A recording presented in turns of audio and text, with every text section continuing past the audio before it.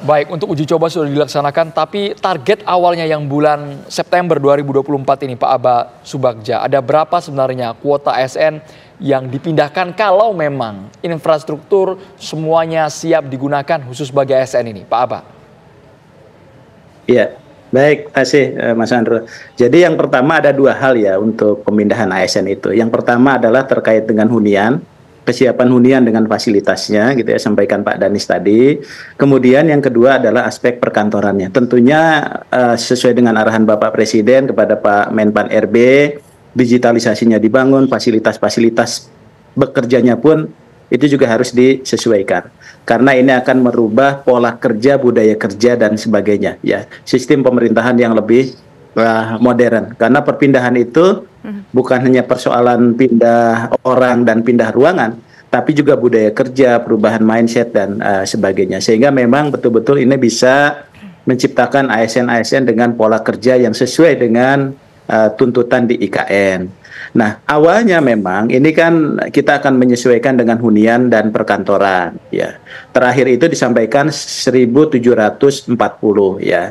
Namun demikian, ini ada perubahan skenario, salah satunya adalah tadi terkait dengan share office dan sebagainya.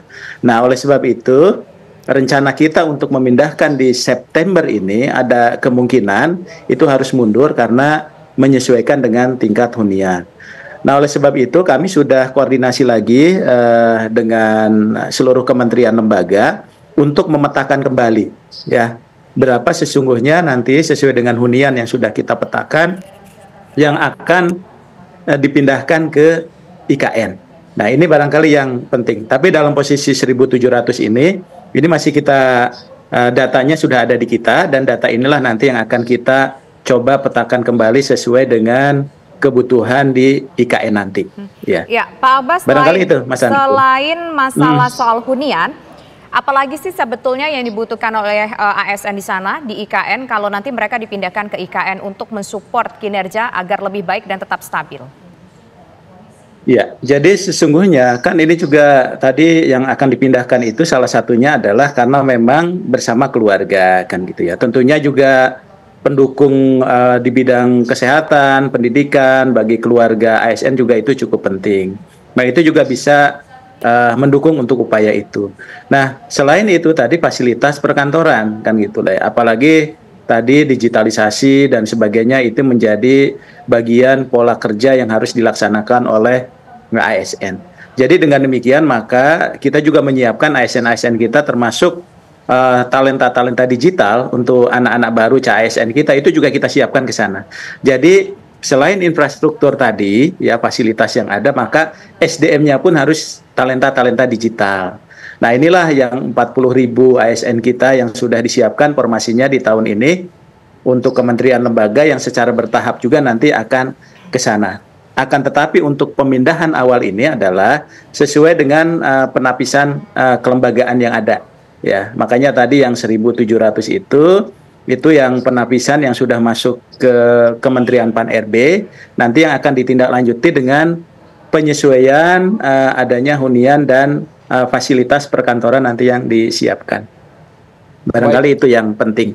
Kita ke Pak Danis. Pak Danis, sesungguhnya apa yang menjadi kendala sehingga pembangunan infrastruktur di IKN terhambat, Pak? Karena dari Presiden Joko Widodo juga menyatakan ini nggak gampang, ini pekerjaan yang sangat berat memindahkan ASN ke IKN agar IKN tersebut bisa dipakai seoptimal mungkin, Pak Danis. Mas Andro, kata kunci untuk pembangunan IKN itu adalah bertahap, ya, dalam berbagai bidang. Kita tidak bisa selama 2 tahun ini sekaligus selesai, tidak. Bahkan kalau kita melihat program pembangunan IKN itu kan sampai dengan 2045, itu kurang lebih 23 tahun, kita baru di 2 tahun awal. Kembali saya tegaskan, kuncinya bertahap, termasuk pemindahan ASN ini, 1.700. Sebagai ilustrasi, sekarang sudah ada 12 tower. 12 tower itu, 1 tower 60 unit, itu sudah 720 unit. Seandainya memang, tadi seperti yang disampaikan, belum berkeluarga, itu 1 unit, itu bisa 3 orang. Itu mampu kurang lebih 2.100 kamar yang siap untuk para ASN. dan lain-lain, dan akan bertambah kembali pada akhir September ini, dan juga di Oktober sampai kurang lebih kita harapkan bisa selesai 20 unit. Jadi memang tidak bisa sekaligus, semuanya kata kuncinya adalah bertahap. Itu sebetulnya, bukan tidak siap, tapi sesuai dengan tahapan, karena memang misalnya tadi kontraknya untuk 47 tower itu memang pada akhir 2024 untuk selesainya. Jadi bukan terlambat, tapi memang sesuai dengan tahapan yang ada dan sudah disepakati pada kontrak. Demikian Mas Andro. Ya, tapi begini Pak, tadi disampaikan oleh Pak Aba bahwa untuk memindahkan ASN di sana ada fasilitas juga dan infrastruktur yang harus dipenuhi, fasilitas kesehatan dan juga fasilitas pendidikan bagi mereka yang punya anak-anak yang juga anaknya mau diboyong misalkan ke sana. Nah itu kesiapannya sudah sejauh mana Pak Danis? Ya, misalnya kita ya di apartemen-apartemen tersebut ya sudah disiapkan di bagian bawah lantai itu semacam misalnya dukungan untuk belanja kebutuhan sehari-hari. Kemudian juga untuk klinik dan sebagainya. Pada saat 17 Agustus sudah ada itu klinik.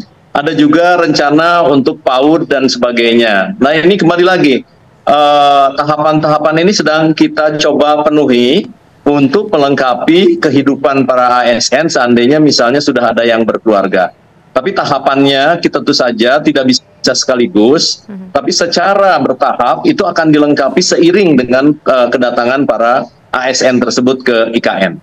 Kemarin pada saat 17 Agustus Mbak, itu sudah ada klinik, sudah ada Indomaret, sudah ada kafe, dan juga kita bisa belanja misalnya untuk kebutuhan hari-hari misalnya di pasar Sepaku dan sebagainya, itu sangat mungkin. Jadi memang fasilitasnya memang secara bertahap. Kata kuncinya saya ulangi, secara bertahap kita akan insya Allah akan kita lengkapi. Kita kembali ke Menpan RB, di tengah saat ini kan juga ada seleksi CPNS untuk otorita Ibu Kota Nusantara. Tapi bagaimana dengan ASN yang mereka memang sudah lama menetap di Jakarta, yang juga diharuskan untuk pindah ke IKN? Ada kriteria tertentu Pak Abah? Ya, jadi gini Mas Andro, jadi ada beberapa prinsip dulu ya yang harus kita pegang ya. Yang pertama bahwa semua pegawai ASN di kementerian lembaga itu pada satuan kerja unit kerja pusat itu akan dipindahkan ke IKN. Tapi catatannya seperti yang disampaikan Pak Danis tadi, itu pasti dilakukan secara bertahap. Sesuai dengan apa? Sesuai dengan penapisan kelembagaan dan ketersediaan hunian. Jadi ini dilakukan secara bertahap. Jadi otomatis yang ASN pun kira-kira seperti itu. Nah kemudian tadi hunian itu arahannya adalah tadi satu keluarga berarti satu unit, yang lain dia sharing kalau memang dia tidak bersama keluarga. Nah yang ketiga, mereka juga harus diberikan apresiasi khususnya bagi mereka yang akan datang duluan ke IKN dengan kriteria itu.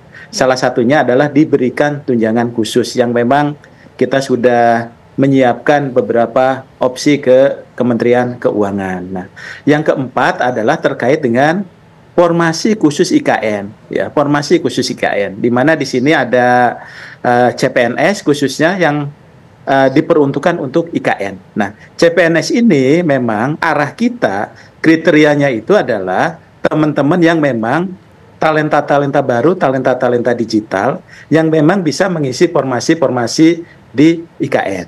Nah, termasuk bagi yang teman-teman ASN yang sudah bekerja, ya, yang sudah bekerja. Tentunya di seputaran Pak Presiden, yang melayani Pak Presiden tentunya juga akan melekat ke sana.